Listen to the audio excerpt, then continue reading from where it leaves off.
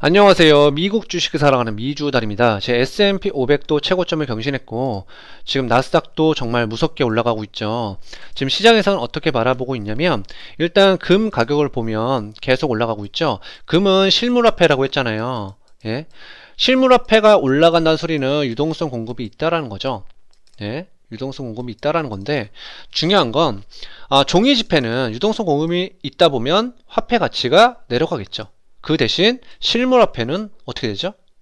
당연히 상대적으로 올라갈 수밖에 없겠죠. 그래서 이 말뜻은 테이퍼링은 어느 정도 지연되는 거 아닌가 그렇게 생각하는 것 같아요. 또 금리를 볼게요. 지금 2년물을 보면 2년물을 보는 이유는요, 제가 저번 시간에도 설명했죠. 다시 한번 좀 설명 드려볼게요. 보통 일드 커브 컨트리라고 했죠. 예. Y축을 일단 수익률이라고 생각해주세요. 수익률. 그러면 기준금리는 보통 단기금리 여기를 말합니다. 예. 그러면 만약에 금리가 인상된다. 그러면 금리가 올라가겠죠. 근데 단기금리가 내려간다. 그러면 돈을 계속 풀겠다라는 거죠. 근데 지금 계속 내려가고 있죠. 그렇기 때문에 금리도 지금 이렇게 생각하는 것 같고요. 이거를 길게 봐도 쭉 내려오고 있죠. 쭉 내려오고 있죠. 그리고 10년물도 볼게요. 10년물은 제가 실물 경제에 줄 수 있는 그런 금리라고 했어요. 보통 여러분들 대출 받을 때 10년짜리 많이 사용하시잖아요. 장기 대출로. 그쵸? 그렇기 때문에 이 10년 금리는 실물 경제에 줄 수 있는 시장 금리라고 생각을 하셔도 돼요. 근데 시장 금리조차도 쭉 내려가고 있죠. 이 말뜻은 테이퍼링이 연기되는 거 아닌가 그렇게 생각하고 있고요. 또 보여드릴게요. 20년물을 봐도 마찬가지죠. 20년물을 봐도 마찬가지고 그 다음에 외화를 볼게요. 외화를 보면 지금 최근에 달러 인덱스가 쭉 내려가고 있죠. 테이퍼링은 뭐라고 했죠? 유동성 공급을 줄이는 거죠. 줄이게 된다면 달러의 수요가 많아지겠죠. 달러의 수요가 많다 보면 당연히 강달러가 되겠죠. 근데 지금은 유동성 공급이 많다 보니까 약달러가 되고 있죠. 시장은 어떻게 생각하는지 여러분들이 이 점만 알면 좋을 것 같고요. 또 다른 나라 통화도 한번 볼게요. 우리나라 통화를 보면 우리나라 통화도 마찬가지죠. 처음에 테이퍼링이 되는 거 아닌가 싶어서 올라가다가 쭉 내려가고 있죠.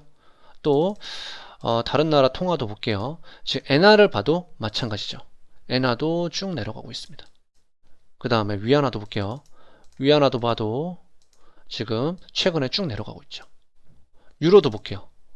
유로도 쭉 내려가고 있죠. 지금 처음 듣는 분들도 있으니까 다시 한번 설명 드려볼게요. 지금 달러 대 유로죠. 달러 대 유로가 올라간다는 소리는 달러가 강달러죠. 그와 반대로 유로는 양유로죠. 그러면 지금은 달러가 약세고 유로가 강세죠.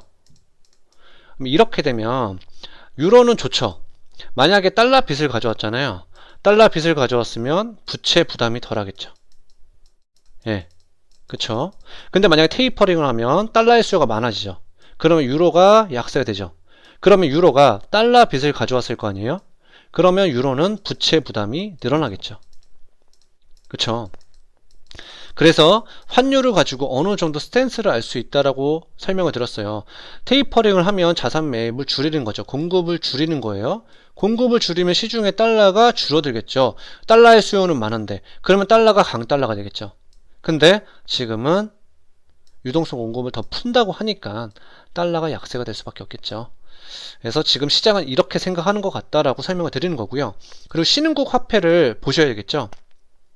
일단 멕시코를 보면 멕시코 화폐도 쭉 내려가고 있죠. 그러니까 신흥국의 화폐를 왜 보셔야 되냐면 달러에 예민합니다. 그게 무슨 말이냐면 지금 미국의 스탠스를 정확하게 알 수가 있겠죠. 가령 예를 들어서 강달러다 그러면 신흥국의 화폐들은 약세가 될 수밖에 없죠. 그 이유에 대해서는 제가 몇 번이나 강조를 드렸기 때문에 간단하게만 얘기를 할게요. 어쨌든 중요한 건 지금은 유동성을 풀기 때문에 달러의 유동성을 풀기 때문에 달러가 약세가 되고 신흥국들은 그만큼 강화폐가 될 수밖에 없겠죠. 신흥국의 화폐가 예, 그 점만 알고 있으면 좋을 것 같아요. 다른 나라도 볼게요. 다른 나라도 보면 터키도 지금 보면 마찬가지죠. 예, 터키도 마찬가지고 브라질도 볼게요. 브라질도 지금 마찬가지죠. 예. 그러니까 신흥국의 화폐를 보면 어느 정도 시장의 스탠스를 볼 수 있기 때문에 보는 게 좋아요. 그래서 이게 왜 그러냐? 한번 볼게요. 지금 FOMC 회의를 보면 지금 9월에 있고 11월에 있죠. 이 말 뜻은 뭐냐면 시장은 테이퍼링은 내년이라고 생각하는 것 같아요. 왜 그러냐면 지금 보면 11월 2일에서 3일이죠. 고용지표가 언제 발표하냐면 볼게요. 지금 11월 달에 5일날 발표하죠. 예, 고용지표가. 그렇기 때문에 아마도 테이퍼링은 내년에 시작할 거라고 생각하는 것 같고요. 그래서 오늘 지금 고용지표가 중요하겠죠. 예, 오늘 아마 9시 반에 발표가 되는데 이 지표들을 여러분들이 참고를 하면 좋을 것 같고요. 예, 전반적인 시장 상황에 대해서 이제 설명을 드렸고요. 이제 저희 개인적인 생각을 한번 설명을 드려볼게요. 지금 미국 같은 경우는 가계부채가 무시할 수 없는 수준까지 왔죠. 예, 사상 최대고요. 그리고 지금 미국도 저희 나라처럼 영끌 비투를 하고 있습니다. 그러니까 금융 안정 측면에서 좀 심각하게 연준 의장들이 바라봐야 되겠죠. 지금 인플레이션은 일시적이라고 하지만 어저께 제가 기사를 보여드렸죠. 인플레이션은 이제 무시할 수 없는 수준일 거라고 생각이 들어요.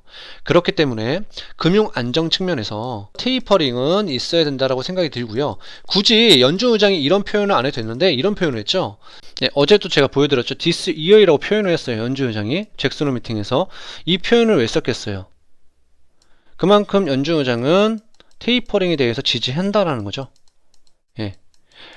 그렇기 때문에 연준 의장이 지금 부양책을 했을 때 기대했던 성장이 안 나왔을지라도 그 뒤에 다가오는 부작용도 같이 생각을 했기 때문에 이런 표현을 쓴 것 같고요. 지금 이런 표현을 썼기 때문에 기관들은 어떤 태도를 취하고 있냐면 제가 스마트머니 덤머니를 제가 보여드렸죠. 지금 기관들은 약간 비관적으로 보고 있고요. 개인들은 낙관적으로 보고 있죠. 예, 지금 서로 반대되는 의견을 보여주고 있고 보통 이럴 때는 향후 마이너스 0.2%만큼의 수익률을 가져다 줬습니다. 참고로 하시는 게 어떤가 싶어서 설명을 드리는 거고요. 또 다른 자료도 보여드릴게요. 예, 이 자료는 뭐를 말해주고 있냐면요. 1928년도부터 뉴하이를 친 거를 보여주고 있는데 9월 달에 뉴하이가 친 적이 5.7%밖에 안 됩니다. 그만큼 뉴하이가 적은 달이죠.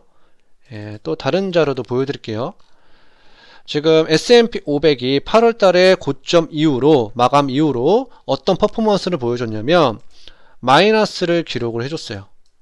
예.